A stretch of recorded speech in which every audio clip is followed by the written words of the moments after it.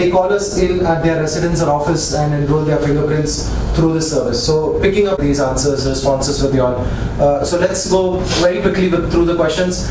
VFS Global's role in the judgmental administrative task of the visa application process. This actually gives and allows the consulate or embassies more quality time on their applications to be adjudicated. They then now don't have to spend time, energy, effort in administrative tasks, which are completely done by us. Second, I am traveling on multiple countries on a Schengen visa. Which country's visa should I apply for? This we were first not allowed to comment on because we are not allowed to, this relates to policy matter, visa policy matter. We were not allowed to comment, but we got this clarification from the governments and they are happy for us to comment in this manner. So the answer is simple. If you are traveling to multiple Schengen countries in one trip and applying for a visa, the country where you are spending most number of nights is the country that you will apply for the Schengen visa. The port of the country. No, the first check is most number of nights. That is not there. It's there. I'm coming to that. So the first check is most number of nights. Suppose you're going to 3 countries in a trip, and 2 of those countries are the same number of nights. Then it goes by the first port of entry. So there are 2 checks to be done. First is to check where is the maximum number of nights. So you're, let's say, going to 3 Schengen countries. Maximum number of nights is in one of the 3 countries, you apply from that country for the Schengen visa. This is as per the Schengen code, so it's sacrosanct, it doesn't change. But if the number of countries are same for, let's say, 2 or all 3 countries, first port of entry then becomes the country where you apply from. Third question, how early before my travel date should I apply for my visa? Most governments allow travelers to apply at least 3 months in advance of their travel date, at least. UK for a very long time has allowed travelers to apply 6 months in advance. Entire Schengen, there's a review change that came to the Schengen visa code from the 2nd of February. Schengen governments also now allow travelers to apply 6 months in advance before their travel date. That got effective only from the 2nd of February. So if let's say someone's traveling to a Schengen country now, even in June, they can still now today apply for their visa. So they allow 6 months in advance to apply. The only, what the governments also would like us to pass a message is, if someone wants to travel, apply for a visa, many a times it's very common for people to plan their tickets and hotel in advance to get the best deals out of the travel. The suggestion from governments also is do the same thing for visa as well. Try and apply in advance so that they have very standard timelines to turn around visas. It will help them also to stick to those timelines. And there won't be a sudden rush during peak season alone, summer vacations alone, for everyone to apply during only a very small period of time. Typical turnaround timelines for visas, not a direct answer, but it's varied, different from government to government. Every government has their stipulated standard turnaround time of adjudicating visas. The information is very clearly available in every website. Governments have their own websites, as well as VFS runs a website for individual governments. This information is, whichever country takes how many number of days, is very clearly mentioned on all of these websites. What is the question very often? The appointment allocation depends on multiple permutations, and this is arrived at not by VFS Global alone. There's a series of discussion and meetings that we undergo with each of these government, and depending on what they anticipate in the coming year in terms of travel, there's then a chart drawn around it. It also depends on previous history of travel in terms of what's been the volume of travel from India outbound to those countries. That also plays an influence in terms of capacity.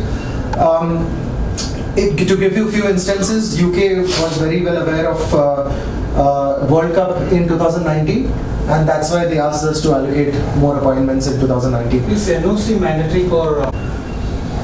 Your question, sir, does one require an NOC from parents, guardians of solo female travelers? I think this article was from Bangalore, if I'm not mistaken. An NOC. We don't want to... employers, you feel? So it depends. I'm just coming to that. So as an organization, we do not demand or request or ask for an NOC. However, if the document checklist by the government would mention that an NOC is required by a single traveler or a child below 18 years of age traveling on their own or with one parent or with a decision of the traveler. It will never be a mandate. In some governments, yes, it will be a mandate. But finally, if the traveler says, I don't want to submit an NOC, we will submit it to the consular advice. Visa category is again a visa policy matter. We cannot advise or guide any traveler on what category would be their category to apply for. It's a decision they need to arrive at. What we can only suggest is for that particular category, what are the documents that they need to submit? Again, very clearly mentioned on each and every website. How do I track the status of my application? There are multiple ways for various governments. One is to reach out to a call center number. Again, you need to pick up the phone and call someone at a number. There is a way of tracking it on our website through few reference IDs. The best that we've seen and most positive feedback is when someone's applying at our center, they opt for an SMS return, which gives them the status of where the application is at that particular time. This status,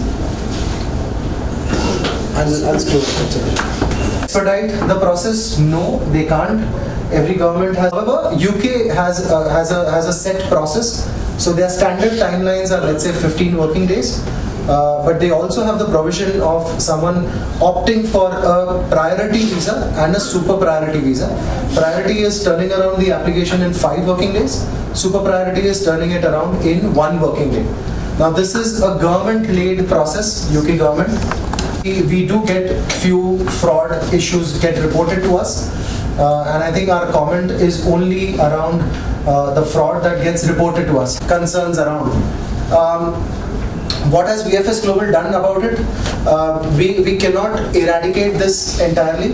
However, we feel obliged and responsible to at least pass on whenever we get such communication to communicate and educate travelers about it. So we do all of these bullet points on the left, which involves whenever we get such emails, we respond back with the correct message.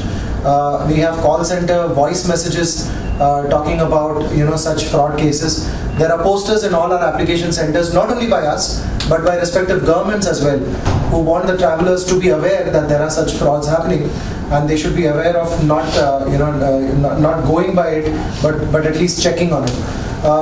Of all the fraud that got reported to VFS and the few measures that we've taken in terms of educating and communicating to the market, to the public, we've seen a drop of these frauds being reported to us.